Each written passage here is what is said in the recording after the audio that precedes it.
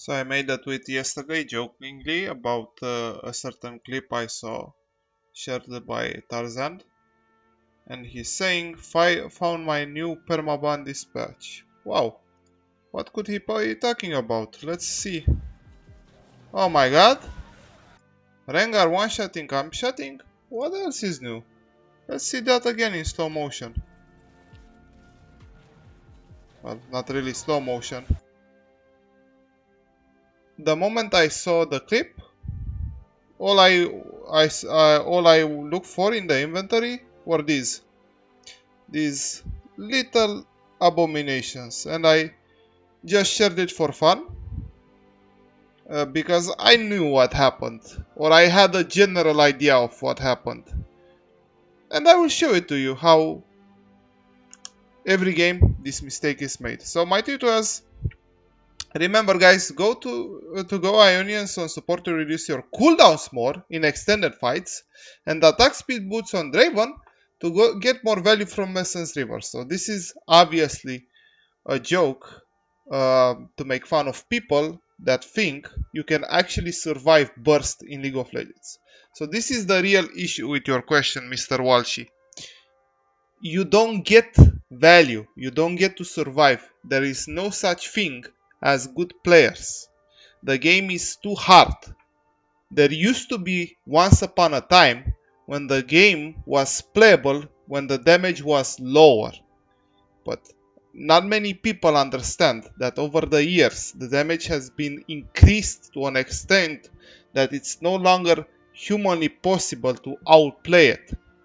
You cannot avoid it, you cannot juke it, because even if you juke it one time, even if you juke a skill shot, it is enough for another to hit, and most of our abilities are targeted anyway, and you will just die.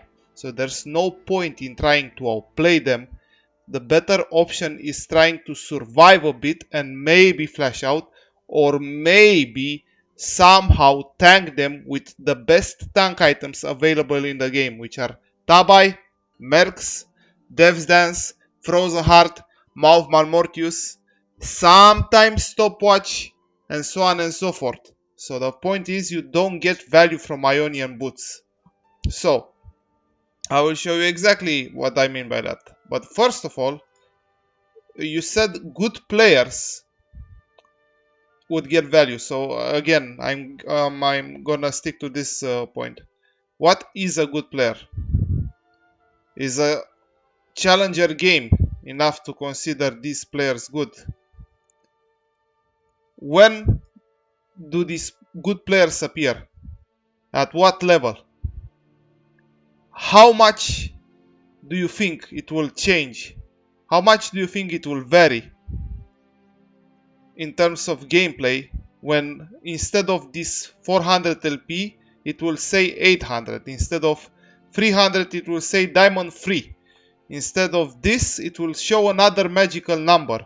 Guess what? This is just a number. This is not real. This is not the relevant number. The relevant numbers will be the ones I will show you in game, and with that I will make a quick analysis of some jungle pathing, some jungle gameplay, some League of Legends high elo skill ceiling. So let's start with the very beginning. First of all, I did watch some of the moments from the replay, full disclosure, and from what I noticed, I actually didn't watch too much on mid, but I did notice this GP and this Cartus are very good, and these two are rotten abominations from hell, and these two lost the game 2v8 from the very beginning, and you will see how. I mean, it is possible for Kiana to be bad as well. It is possible Ari was also bad. To be honest, I didn't watch because I was watching for them since they appeared in that clip, and our comments were made from this clip. And the reason I spoke about GP being good, it's because he understands his role. He played weak side perfectly to the extent I watched. And on top of that, he ulted bot almost every single time. So, let's move on. We see an invade, and look at this. This is a very coin flippy flash. It could have backfired. It could have Fail, but nonetheless, he survives. This is the result of him surviving. And now relieving some pressure from bot. So, what do these two create with the pressure from bot? Thresh has no flash, right? So they may get some advantage. By the way, as a rule, when you play against a Rengar, they always do this fucking cheese. They think it's good to put a control ward here, and since nobody checks for it,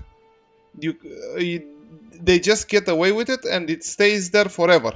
But what would happen if the bot lane that has info that 4 people were top would just fucking not rot in their jungle, in their tower, or in this bush, and would just go as 2 members and check for the ward? They would just get a small bonus. You know, small advantages. They sometimes set up.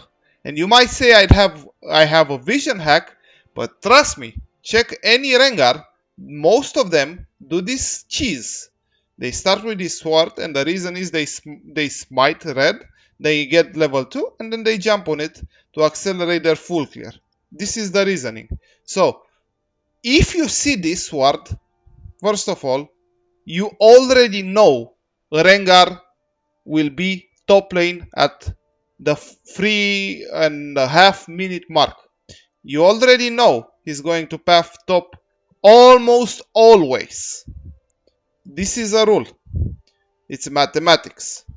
And guess what? Most junglers are on autopilot. Most junglers don't try and think about the game.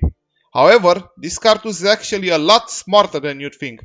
First of all, he gets exhaust, and in this matchup, with exhaust, he can actually survive a Rengar invade. I don't advocate for exhaust on Karthus, but in certain situations where a melee champion has no other way than to jump into you and kill you, this is a situation where you can go exhaust. So right from the get-go, we already know Karthus is a smart player. Now, he might not be good at the game, he might not hit all his Qs, who knows? But his intention is already a good one. And he also has Dark Harvest. And this is a bit controversial, but of course, a Dark Harvest player will always be better than a first come shot player. Now, as you can see, Rengar is an autopilot player. He does not think besides anything besides getting his level 4. He's just pathing to top. And first of all, I keep telling you guys, pathing to top is a fucking mistake. Because most of the time, if a player cannot 1v1 on top, and if a player cannot 1v2 on top, how the fuck do you think he will 1v9? If he cannot do basic shit. So now, he's not even entirely cleared his bot side jungler, and he doesn't have a top.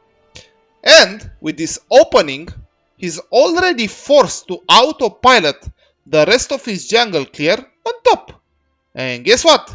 He's now letting a Draven put pressure on a Thresh. He's now letting a Nami somewhat scale in a lane where she should die. She should die. Nami is a shit champion. She doesn't deserve to exist. But guess what? Since he doesn't understand his win conditions, he thinks a Grace will somehow manage to win the game. But again, as I said, Karthus is a lot smarter. Not only did he start top, because he understands top side is not a role, it's an island. It exists to be funny. This is the bot lane that got some... this is how bot lane got their value. Look at Draven, by the way. Look at what this creature does.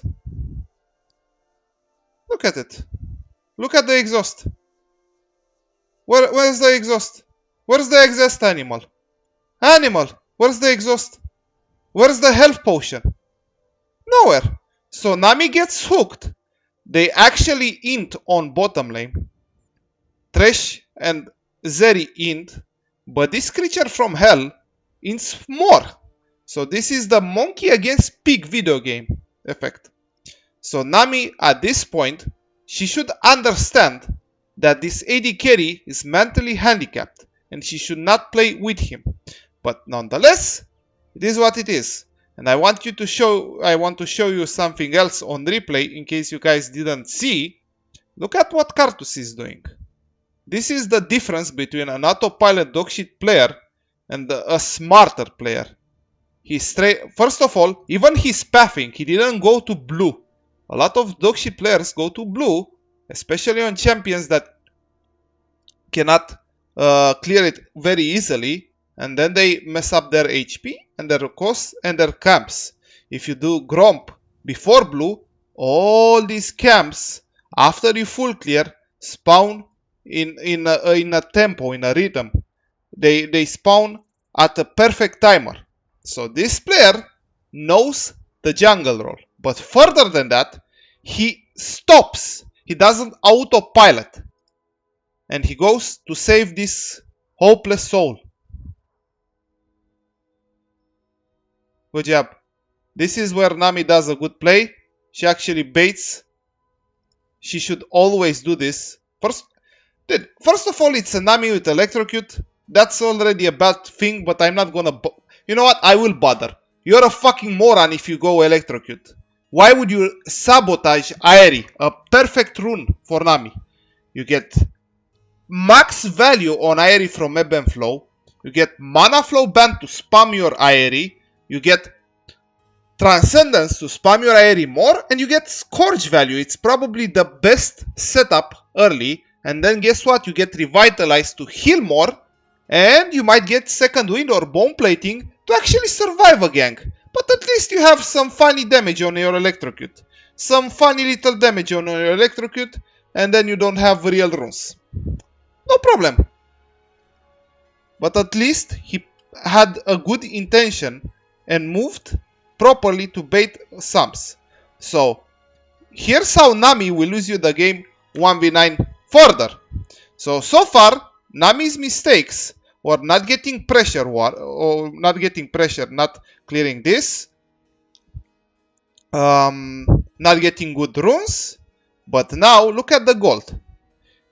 He has 724 gold. He doesn't have summoner spells. Now, here's an example how a solo queue player will not understand what's going to happen. Think about it. This fucking hopeless soul has seen his top laner is a unworthy mutant. He knows he cannot gank top. Mid is very hard for him to camp from this, and to the extent he could gank mid, he misses the opportunity because he's autopiloting there, and she's alive. And since Nami can see that Kiana is still alive, if she would be using minimap, she should know Rengar is hungry. All he did was full clear. So guess what? Your fucking worthless AD carry will become food now. She doesn't have the Shinigami eyes to see what's going to happen. So because she doesn't understand what's going to happen, she will get baited. She buys Dark Seal and boots. Now you can justify boots if you go with Ruby Crystal. And then you rush Tabi and have Kindle Gem and the Cloth Armor. Why? Well, I'll show you why. She should go Locket. She should have the rune setup I told you. But you will not see how she loses the game 1v9. But I will show you how. So far, Rengar is a fucking worthless dog. He tries to gank top anyway. He full cleared. He's a worthless creature with no runes, with first strike. He's hungry and he has no other options. Even went top to clear a ward. And so far, GP not only survived the gank, not only survived the early game invade, but he also killed top lane in a losing matchup. So this is actually a good player, you know? This is a good player. Why can't all my top laners be this guy? So what do? So let's get back to this. This Draven is totally clueless. He doesn't even try to consider being carryable. This lane, as it is now, it's in a spot where he could actually freeze it with his support if he didn't waste his cooldowns trying to fight them and just trying to remove some of the minions, not push it as hard. It's okay. I understand. Bot lane is very hard. I play it myself. It's hard. You focus on other things that are not relevant. So now, a short trade happens, but guess who's here?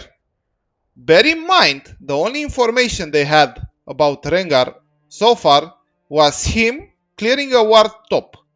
So because Karthus has to go on tempo to clear his camps, see how they're all spawning? Golems here, Raptors here, Wolves come next, and then Gromp would be the next one to spawn. So Karthus again tries to help his teammates, stops his full clear, and he wanted to help GP just in case. This is a sign of a good player. Now, Kiana will try to roam, which is a fine intention by the way, but guess what? Draven doesn't even consider, since Karthus is top, guess what? Rengar might be bot. Because if Karthus was top, he would have jumped in this push and killed Gangplank. He's just a soulless creature. He's just autopiloting. He doesn't understand the video game.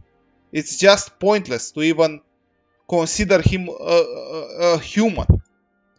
Now, he is just a child nonetheless, but still, if you don't think in terms like this, you will just lose the game. If you don't dehumanize these players and just look at their elo, their names, or whatever they might have, you will not see the real truth of the situation. So, Nami's intention here was kind of bad. I mean, I can understand it. She's probably tilted. He has an awful mutant. He thinks he's probably good. He doesn't understand how he lost it with buying Darkseal instead of Ruby Crystal. That's fine. So, he gives a free kill. So now, all of Karthus's out-jungling is for nothing. Because this fucking worthless creature cannot exhaust, cannot do anything. He's just a bad player. Okay? So Nami just made a human mistake. She tried to bait. She was probably surprised Kiana tried to roam without 6. Who the fuck even knows? It's a human understandable mistake. But nonetheless, she had a shitty setup that even if didn't work, didn't matter that much now, it will matter later on. So let's get back into Karthus's and Rengar mindset. He's now trying to path towards bot. He already knows the wave will reset, so he's just trying to get some levels. And now Rengar, he's happy he gotten some food, and he's now trying to get 6. And guess what? Do you know why he's trying to get 6? Because he understands GP has ult, Karthus will have soon ult, and without his ult, he will not exist. So for now, two things can happen for bot laners. They could just face a bad Rengar, who will try and gank them anyway, or they can just face they could just face a Rengar that autopilots further. Also, this is a sign of a very, very skilled player, by the way. This is a very skilled player. So, the reason this Karthus makes this gank, it's because of Ahri's champ pool, and he probably understands he doesn't have Ignite. I don't know. I wouldn't do this gank, but he understands the limits. This gank, in theory, shouldn't work. It's level 5 Karthus with level 5 Kiana against Ahri 6. But Ahri doesn't have ult, doesn't have Ignite, so she's a minion. A normal jungler would just autopilot like this fucking retard in-game and just ignore the free kill. So again, Karthus is hard out-jungling this fucking worthless creature. What does Rengar do? Just some auto...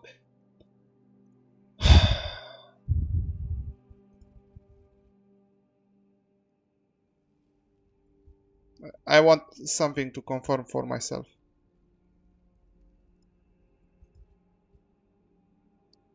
So this fucking dog cannot even autopilot camps.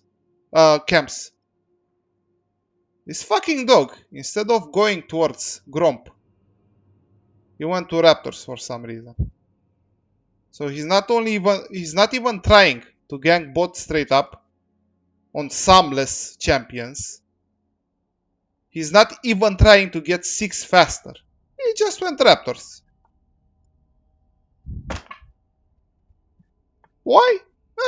Looked good. Looked tasty. He's now piling towards top. And again, he's missing the opportunity to gank on cooldown, which will not be efficient, or try to do a more advanced gank, which is not advanced, I mean calculated gank, and gank with ulti towards bot. So he does neither. Karthus tries and help his team, of course, and since the gank didn't really work and he has nothing else to do, he decides to get a dragon, which is the correct decision, because the alternative would be for him to get Gromp. And obviously a dragon is a lot worth more. While this creature is getting 6. So now, this is the magic moment. Wait for it, guys. This is the magic moment. I want you to think of something.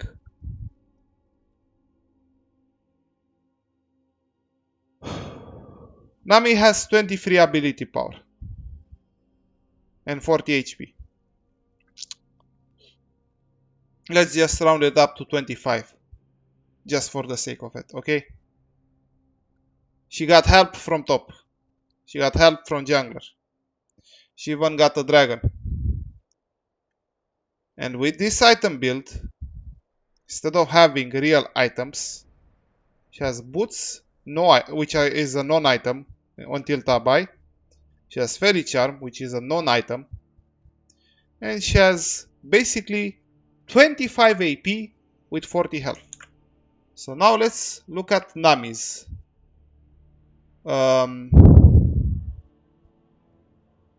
Let's look at Nami's abilities. Bear in mind, the Kindle gem is 150 HP. She decided to enhance her damage dealing abilities with more AP. And you might think AP is relevant, but it really isn't. Your HP is relevant. Your stats are relevant. Your one-shot, come-shot ability is relevant. So, she 30% HP out of 25 AP should be around 8 more healing with 12 more damage. So let's put some 20 more damage on her main ability. On E,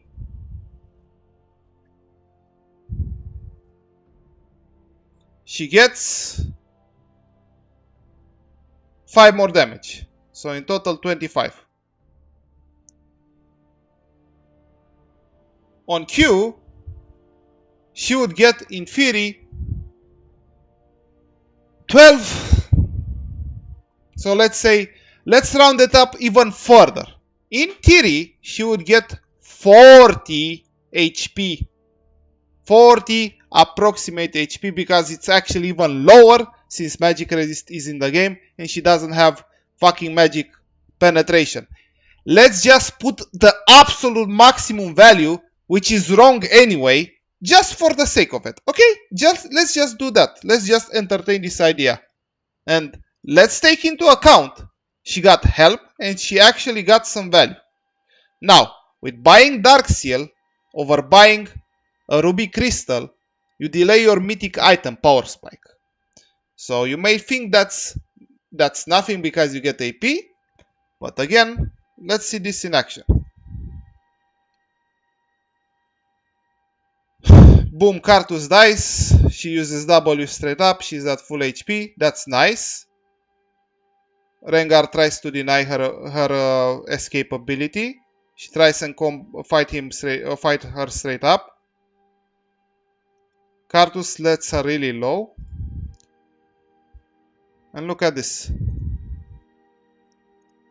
Look at this. People say bone plating is irrelevant because it blocks so little damage. Second wind is irrelevant because it heals so little damage. Scorch is so irrelevant because it does so little. So, from her Dark Seal in this fight, she has gotten a copium amount of 40 ability. 40 HP. 40 points of damage combined with healing. I don't know how to put it. I don't have an English vocabulary enough to explain it further. But I think you guys understand.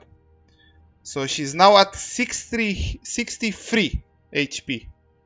So instead of having 110 HP more, look at it again. Instead of having 100 HP more, she gets into that position, right? Look at it again. You might think this is not relevant, but this is as relevant as it could get. This is a game-losing fight.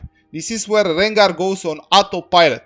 This is the point where fucking Rengar goes on autopilot and you cannot stop him because everyone dies. The funny part is, she almost has enough cooldown to get her W up. And you know what? With that amount of HP from Ruby Crystal, it's enough to survive and get the shutdown on Rengar and get your mythic items further, to destabilize this animal, to survive further, to stop this dog from snowballing. This mistake is so crucial that it loses the game in the long term. And again, on YouTube, a guy said, you won't lose the game over free AD or free movements with as a kindred. These guys do not understand. People in high-low do not understand how small mistakes like this add up and lose you the game. And you might say, this is just nitpicking. But I could go, if I had the time or if I was paid, in every single high-low game, and I could show you the breaking point. I could show you many breaking points. I could show you monkey against pig video game, and I will do it further. So, again, because Nami was a dog and didn't buy properly, Rengar gets to survive. She doesn't get a shutdown. She doesn't get 1000 gold or whatever the fuck it was the shutdown. It wasn't that much. Come on. It was 600 gold. Nonetheless, Cartus doesn't get an assist. So the gold swing is just because him not buying Ruby Crystal. Not buying actual relevant stats. Not having Tabi.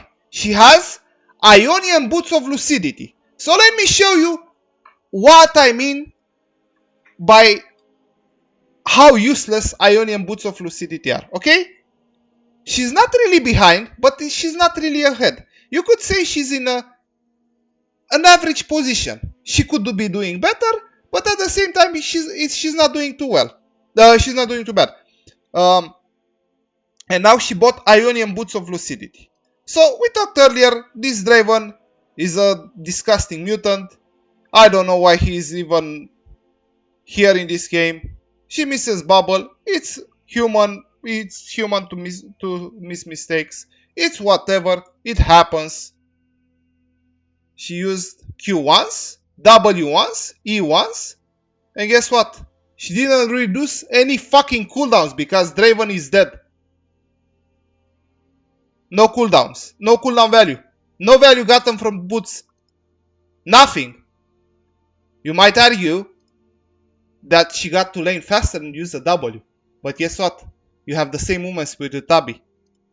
And guess what? You'll have more items if you had gotten the shutdown. But you didn't. So it is what it is. Now Rengar is 5-0. And again, friends, this before we move further, this is monkey versus pig video game. This fucking creature from hell has sabotaged himself and made the game harder. So now you have these monkeys against this pig. Or rather, this monkey against this pig. Monkeys are the one that build inefficiently and jump with shit builds and then they just die. And usually pigs are the ones that can't move because they're fat like me and they're slow and they just stay on lane, they don't get to objectives, they just have TP, they just die. Those are the pigs. Monkey versus pigs video game. So, I will show you even further how CDR boots are useless in a later part of the game. We're not going to watch this video later much more because it will be too long and I guess the general idea will be very visible even here. So again, he has Ionian and he's trying to outplay them. Okay? Now watch this. He cannot juke Flashy. Okay? He uses 1 Q. He uses 1 W. He jukes a skill shot. He uses 1 E. And now he dies. No cooldown reduced. He didn't reduce jack shit. The same amount of spells would have been used here. The difference is with Tabi, she would have possibly taken a bit more damage and walked towards bot and actually survive. Crazy! And thus denying some gold to the enemy team. Crazy concept. But since Karthus is a king and he's not actually an autopilot player like this fucking dog, I mean monkey, he actually saves the day again. But no problem. This is part 1. This is the clearest example where Ionians are useless. You don't get value from them. So Karthus tried his best. Now Rengar just autopilots. He gets a kill. And I will show you what happens further. Rengar just gets some random gold. I know it's too fast, but you guys get the idea. It just snowballs. No problem. I will show you how it's bad even when you're ahead, by the way. So he's 6-0. Again, he hasn't reduced the real cooldowns yet. He's thinking, oh my god, I will get so many ultimates up. Oh my god, I will get like 10 billion ultimates this game. He gets to 6-0. Now there's a fight up. He gets caught. Again, in that team, he should have Tabi. Because guess what? He is now the main threat. He has a 1k bounty. And even a fed champion like him. Look at the abilities reduced, by the way. How many abilities did he reduce? How much value did he get from Ionians? Tell me if Tabi weren't better in this case. Tell me if he wouldn't have gotten more value from Tabi. Because now he dies and gives 1k gold to Karthus. You don't get to reduce cooldowns, man. It's just one-shot, come-shot video game. It's not real. It's just an illusion. You just fucking die. Try not to die while you still can, because in the end you will still manage to die. But avoid it to the point where you can save yourself just a little enough to deny some gold and get soul or end the game before it becomes too chaotic and you lose almost as a flip. Like, play better. This is not real. Ionians are not real boots. They are just copium. I mean, maybe sometimes they are good when the enemy team really has no way to get to you, but nobody even plays that sort of comps. And you actually have to play from behind as something like Janna, and you are not facing real CCs, and you can actually get some value just by fucking shielding, and even then there's an argument that it's still superior to play as a frontliner enchanter, because the best shield you can give as an enchanter, it's your own life, and you should enhance that shield. This is a topic for another day. But so far, I wanted to show you how these situations happen. Don't get baited, man. Just don't get baited.